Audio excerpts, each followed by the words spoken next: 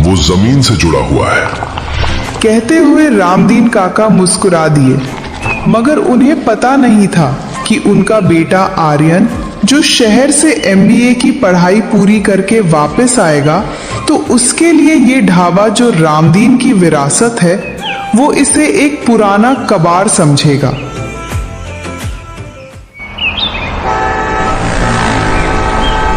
दूसरी तरफ शहर में कॉलेज में अपने दोस्तों के साथ बैठा हुआ आर्यन कैंटीन में लंच कर रहा था। इस दाल में तो कुछ स्वाद ही नहीं है। इतना फीका बेस्वाद खाना, इससे कई गुना बेहतर खाना तो हमारे ढाबे पर मिलता है। क्या कहा? तुम्हारा ढाबा? गांव में तुम्हारा ढाबा है? आर्यन के मुंह से ढाबे की बात तो निकल गई थी, मगर उसे पछतावा हो रहा था। वो अपने दोस्तों के बीच मजाक नहीं बनना चाहता था। ढाबा नहीं, छोटा देसी रेस्टोरेंट है। मेरे बाबा के हाथ के नीचे काम करने वाले कारीगर इससे कई गुना बेहतर खाना बनाते हैं। अरे वाह! जब तुम्हारे पिताजी का रेस्टोरेंट था तो तुमने एमबीए क्यों किया? तुम्हें तो होटल मैनेजमेंट करना था। तुम्हें क्या लगता है मैं उस रेस्टोरेंट पर काम करूंगा?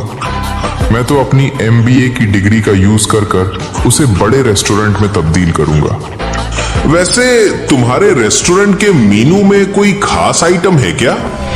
अपने दोस्त की बात सुनकर आर्यन ने कुछ नहीं कहा, क्योंकि रामदीन चाचा का मानना था कि खाना दिल से बनता है। उनके ढाबे में कोई मेन्यू कार्ड नहीं था, जो ताजा ताजा बनता वही परोसा जाता। आर्यन ने कोई जवाब नहीं दिया।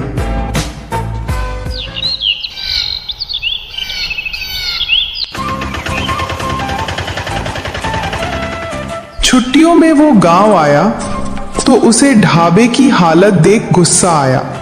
वो इसे एक बड़ा रेस्टोरेंट बनाना चाहता था।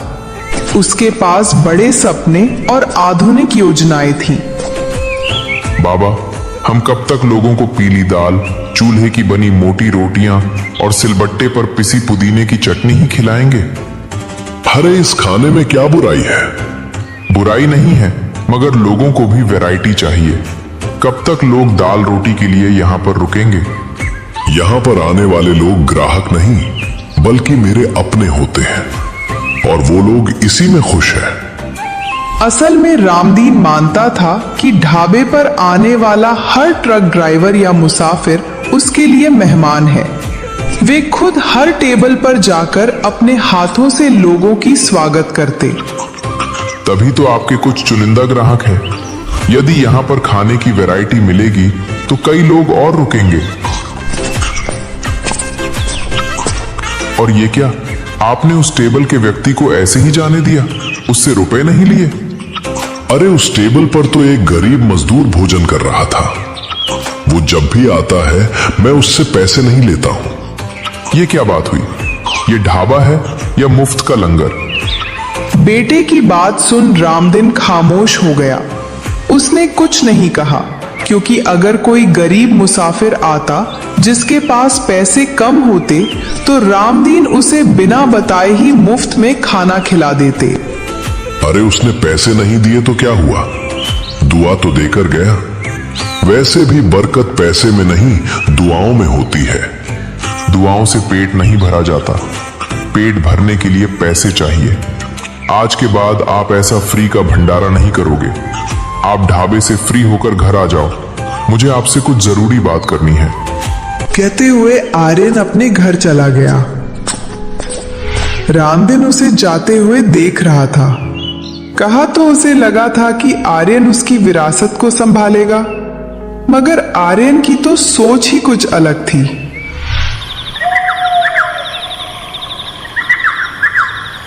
देर रात जब रामदीन घर पर पहुंचा तो आर्यन अपने लैपटॉप में कुछ काम कर रहा था। अरे 11 बजने को आए, तू अभी तक सोया नहीं? हाँ, अभी तो केवल 11 ही बजे हैं। शहर में तो हम लोग रात को 1 बजे तक जागते हैं। इस लैपटॉप पर क्या कर रहा है? मैंने अपने ढाबे के लिए नया लेआउट तैयार किया है। क्या कहा? लेआउट मतलब क्या? पेमेंट केवल ऑनलाइन हो और ऑर्डर टैबलेट पर लिए जाएं। ये मिट्टी के बर्तनों की जगह मेलामाइन की प्लेटें और पारंपरिक चूल्हे की जगह गैस के बड़े बर्नर लगाना होगा। बेटा, ये सब तो बहुत महंगा होगा। इन सब चीजों का खर्चा कैसे निकलेगा? हमें अभी पैसों की बचत पर नहीं, समय की बचत पर ध्यान देना होगा। आपका हर ग्राहक से बात करना समय की बर्बादी है। आपका पुराना तरीका अब नहीं चलेगा। 2026 में हमें इसे द विलेज कैफे का नाम देना चाहिए और रेट्स बढ़ाने चाहिए। मेरे ढाबे पर जमीन से जुड़े हुए लोग आते हैं। तुम्हारे शहरी तौर तरीके शायद उन्हें पसंद ना आए। तो क्या आप सिर्फ उन कुछ लोगों के लिए ढाबे को ऐसे ही पुराना रखेंगे? यहां सब कुछ बदलेगा। कहते हुए एक दिन आर्यन ने ढाबे के बाहर एक बड़ा बोर्ड लगवा दिया जिस पर अंग्रेजी में लिखा था, प्रीमियम ऑथेंटिक विलेज एक्सपीरियंस। उसने खाने के दाम भी दोगुने कर दिए। बाबा, अब देखना आपका ढाबा कितना फेमस हो जाएगा। बड़े बड़े फूड ब्लॉगर यहां आएंगे। उनकी स्टोरी में सिर्फ एक ही नाम होगा, प्रीमियम ऑथेंटिक विलेज एक्सपीरियंस। कहते हुए आर्यन बहुत खुश था, मगर रामदीन जी चुपचाप ये सब देखते रहे। उन्होंने बेटे को रोकने की कोशिश नहीं की। वे जानते थे कि अनुभव सबसे बड़ा शिक्षक होता है। अगले 2 हफ्तों में ढाबे का नजारा बदल गया। जो पुराने ट्रक ड्राइवर और मुसाफिर सालों से वहां रुकते थे, वे अब आगे निकल जाते। उन्हें अब वहां वह अपनापन नहीं बल्कि दिखावा नजर आने लगा था। ये क्या? मैंने तो सोचा था रेट बढ़ाने से मुनाफा बढ़ेगा, मगर अभी तो लागत ही नहीं निकल पा रही है। हाँ, अब लोग भी कम आ रहे हैं। धीरे धीरे ढाबा खाली रहने लगा। आर्यन परेशान हो गया। उसने सोशल मीडिया पर विज्ञापन दिए, फिर भी लोग नहीं आए। रामदीन ने उसे समझाने की कोशिश की, मगर आर्यन ने उनकी कोई बात नहीं मानी। वो अपनी जिद में अड़ा था।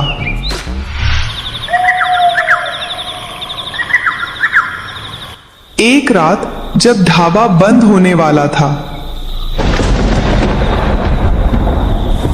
अचानक बारिश इतनी शुरू हो गई क्योंकि ऐसा लगा जैसे आसमान फट पड़ा हो। बिजली की कड़क और हवा की सनसनाहट माहौल को और डरावना बना रही थी। उसी बीच एक पुरानी कार ढाबे के सामने आकर रुकी। इतनी रात गए कौन आया होगा? शायद किसी को मदद की जरूरत हो। कहते हुए रामदीन छाता लेकर कार के पास गया तो कार से एक बुजुर्ग व्यक्ति और उनकी पत्नी बाहर निकले और रामदीन के साथ एक पुराने छाते में भीगते हुए वे लोग धीरे धीरे ढाबे की ओर बढ़े। आर्यन ने उन्हें देखा, लेकिन उसमें अपने पिता की तरह भागकर स्वागत करने की आदत नहीं थी। वो बस काउंटर के पीछे खड़ा रहा। बेटा, कुछ गरम खाना मिल जाएगा? जी, आप मेन्यू देख लीजिए। कहते हुए उसने टेबल पर रखा टैबलेट उनके आगे बढ़ा दिया। बुजुर्ग ने टैबलेट को उलझन भरी नजरों से देखा। बेटा, ये हमसे नहीं होगा। तुम ही बता दो क्या है खाने में। आर्यन थोड़ा झुंझलाया। उसे ग्राहकों से बात करने की आदत नहीं थी, मगर तभी पीछे से रामदीन बाबा आ गए। अरे आइए बाबूजी, इतनी बारिश में भीग गए, बैठिए, मैं अभी गरम गरम खाना लेकर आता हूँ। रामदीन ने तुरंत चूल्हे पर दाल चढ़ाई, ताजी रोटियां सेकी और साथ में हरी चटनी व गुड़ रख दिया। कुछ ही देर में दोनों के सामने सादा लेकिन खुशबूदार खाना परोस दिया गया। बुजुर्ग दंपत्ति ने पहला कौर खाया और उनकी आंखों में चमक आ गई। अरे, बिल्कुल वैसा ही स्वाद जैसे हमारे गांव में मिलता था। बहुत दिनों के बाद ऐसा देसी खाना खाया है। सच में दिल खुश हो गया। खाना खत्म होने के बाद बुजुर्ग ने जेब से पैसे निकालकर रामदीन को देने की कोशिश की, तो रामदीन ने पैसे लेने से मना कर दिया। रहने दीजिए बाबूजी, इतनी बारिश में आए हैं, पैसे मत दीजिए। आर्यन यह सब देख रहा था और उसे फिर वही गुस्सा आने लगा। उसे लगा था बारिश में फंसे बुजुर्ग से डबल पैसे कमाए जा सकते हैं, मगर उसके पिता ने पैसे लेने से ही मना कर दिया। बाबा, फिर वही शुरू कर दिया आपने, पैसे कमाने का मौका छोड़ दिया। कभी कभी पैसे नहीं, रिश्ते कमाए जाते हैं बेटा। कहते हुए वो बुजुर्ग की ओर देख मुस्कुराने लगा, लेकिन इस बार कुछ अलग हुआ। बुजुर्ग ने भी आर्यन की ओर देख मुस्कुराते हुए कहा, बेटा तुम इस ढाबे के मालिक हो? जी, अब मैं ही संभालता हूँ। अच्छा, तो एक बात बताऊं, मैं भी कभी इसी हाईवे पर ट्रक चलाया करता था, करीब 25 साल पहले। रामदीन, तुम्हें कुछ याद आया? उस बुजुर्ग की यह बात सुनकर रामदीन की आंखें चमक उठी। वह उनका चेहरा याद करने की कोशिश करने लगा। अरे, तो आप हर महीने यहां रुकते थे। नाम क्या था? शंभूनाथ। उनकी बात सुन रामदीन खुशी से भावुक हो गए। उन्हें ऐसा लगा जैसे कोई बरसों का बिछड़ा हुआ परिवार का सदस्य हो। अरे शंभू भैया, मैं तो पहचान ही नहीं पाया, इतने साल बाद आज अचानक। कहते हुए दोनों गले मिल गए। आर्यन यह सब देखता रहा। उसे समझ नहीं आ रहा था कि यह क्या हो रहा है। बुजुर्ग फिर आर्यन की ओर देख मुस्कुराए। बेटा, जब मैं ट्रक चलाता था तब इस ढाबे पर हर बार रुकता था। यहाँ सिर्फ खाना नहीं मिलता था, यहाँ अपनापन मिलता था। कहते हुए उन्होंने जेब से एक पुरानी फोटो निकाली। उसमें जवान रामदीन, कुछ ड्राइवर और वही शंभूनाथ थे, सब हंसते हुए। एक बार मेरे पास पैसे नहीं थे, तब तुम्हारे बाबा ने मुझे 3 दिन तक खाना खिलाया, बिना कोई सवाल किए। उन्होंने एक बार भी पैसों का जिक्र नहीं किया। आर्यन का चेहरा धीरे धीरे उतरने लगा। उसे अपने पिता की अच्छाइयों का एहसास होने लगा था। उसे समझ आ गया कि वो गलत था। उसके पिता का बिजनेस का तजुर्बा सही था। आज मैं रिटायर हो चुका हूं। मेरे बेटे का बड़ा बिजनेस है शहर में। हम बस पुराने दिनों को याद करने निकले थे और सोचा कि देख ले वो ढाबा अभी भी है या नहीं। मगर क्या अंकल, बताइए आप क्या कहना चाहते हैं? बेटा, तुमने ढाबे को बदला है, लेकिन उसकी आत्मा कहीं खो गई है। लगता ही नहीं कि हम उसी पुराने रामदीन के ढाबे में आए हैं, जिसके ढाबे में जाने के लिए हम लोग इस सड़क से निकलने का इंतजार करते थे। ये शब्द सीधे आर्यन के दिल में उतर गए।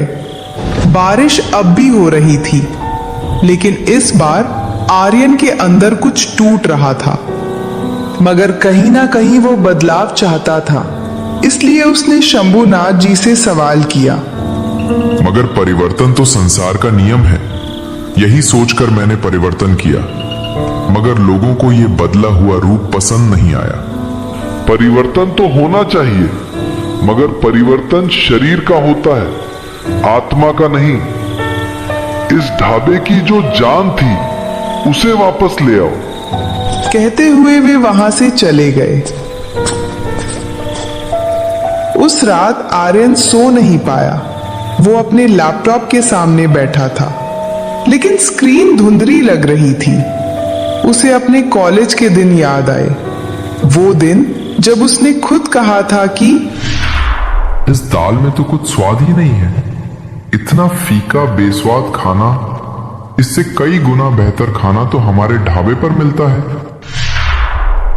फिर उसे अपने दोस्तों के सामने झूठ बोलना याद आया। ढाबा नहीं, छोटा देसी रेस्टोरेंट है। तुम्हें क्या लगता है मैं उस रेस्टोरेंट पर काम करूंगा?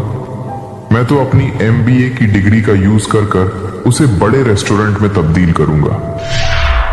फिर बाबा की वो बात। वैसे भी बरकत पैसे में नहीं, दुआओं में होती है। और सबसे बड़ी बात जो आज शंभूनाथ ने बोली थी कि ढाबे की आत्मा खो गई है। सारी रात आर्यन इन्हीं बातों को सोचता रहा। आर्यन की आंखों में आंसू आ गए। अगली सुबह सूरज निकला, बारिश थम चुकी थी। रामदीन हमेशा की तरह ढाबे पर जल्दी पहुंच गए, लेकिन आज कुछ अलग था। ढाबे के बाहर लगा बड़ा अंग्रेजी बोर्ड गायब था। उसकी जगह एक नया सादा बोर्ड लगा था, रामदीन का ढाबा, घर जैसा खाना। रामदीन ये सब देख हैरान हो गए। अरे, एक रात में ये सब परिवर्तन कैसे? तभी आर्यन पीछे से आया। उसने आते ही रामदीन से माफी मांगी। बाबा, मुझे माफ कर दो, मुझसे गलती हो गई। रामदीन चुपचाप उसे देखते रहे। उन्हें इस बदले हुए आर्यन को देख खुशी होने लगी। मैंने ढाबे को बिजनेस समझ लिया, लेकिन आप सही थे। ये सिर्फ धंधा नहीं है, ये लोगों का घर है। कहते हुए उसकी आवाज भर्रा गई। उसकी आंखों में आंसू आ गए। रामदीन ने अपने बेटे को गले लगा लिया। क्या आप मुझे फिर से सिखाएंगे कि ढाबा कैसे चलाते हैं? आर्यन की बातें सुन रामदीन की आंखों में आंसू आ गए, लेकिन इस बार ये आंसू खुशी के थे। उन्होंने आर्यन के कंधे पर हाथ रखा। बेटा, सीखने के लिए दिल चाहिए और वो अब तुम्हारे पास है। आर्यन और रामदीन मिलकर फिर से मेहनत करने लगे। अब ढाबा फिर से पहले जैसा बनने लगा। चूल्हा फिर से जलने लगा। किचन से कांच और मेलामायन के बर्तनों की जगह मिट्टी के बर्तन वापस आ गए। रामदीन फिर से हर ग्राहक के पास जाकर पूछते, खाना कैसा है? कोई कमी हो तो बताओ। लेकिन इस बार उनके साथ आर्यन भी होता। वो खुद रोटियां परोसता, पानी भरता और मुस्कुराकर लोगों से बात करता। मगर इस बार आर्यन ने अपनी MBA की पढ़ाई को भी सही तरीके से इस्तेमाल किया। उसने कुछ बदलाव किए, सफाई और हाइजीन को और बेहतर किया। एक छोटा सा डिजिटल पेमेंट सिस्टम रखा। सोशल मीडिया पर ढाबे की कहानी शेयर की। ये सिर्फ ढाबा नहीं, एक परिवार है। धीरे धीरे ढाबा फिर से मशहूर होने लगा। इस बार सिर्फ खाने के लिए नहीं, बल्कि उन लोगों के अपनेपन से लोग उनके साथ जुड़ते गए। और फिर एक खास दिन आया। कुछ महीनों बाद वही शंभूनाथ फिर से आए, इस बार अपने बेटे के साथ। उनके बेटे ने ढाबे में बैठकर खाना खाया और कहा,